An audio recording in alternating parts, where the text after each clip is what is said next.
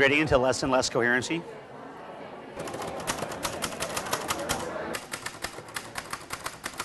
What's your name? Maddie. Maddie, Zach, with T's or D's? D's.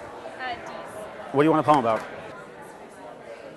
I love it. It was very exciting. I liked how he asked me questions and then he just kind of focused in. And actually, when I read it, I was just like blown away by the last sentence. What do you like? What makes you happy? Cover your ears, Mom. It was cool, actually. I was attracted by the sign at first. Yeah, come by the Nelson. I'm there all month, writing poems. I would go to my friend's house and I would borrow a typewriter and I would say, I would go there with the intention of exploring my own private personal dramas and then write until I wasn't inspired any longer, at which point I would ask people who were in the room what I should write about. And when I realized that they would give me ideas and respond and I could provide a fairly honest product, I decided that if I tried to go outside with it, maybe I could make a donation or 2 or 3 or 4. Which is just slowly developed into being, hey, this could make a living for you if you just believed in it and did it instead of going to your normal job, making minimum wage at a retail shop. You sit in front of the retail shop and sell poems, you actually make more money.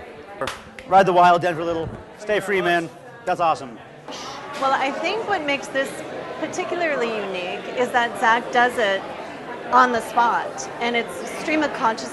And I know that a lot of my artists work in that same sort of way, where the work is very spontaneous and inspiration strikes and they seize it and use, a lot of times painters will put that on canvas. I love that Zach is putting that on paper. And I think that there's an electricity with that spontaneity and that sort of having to put it down on paper right away.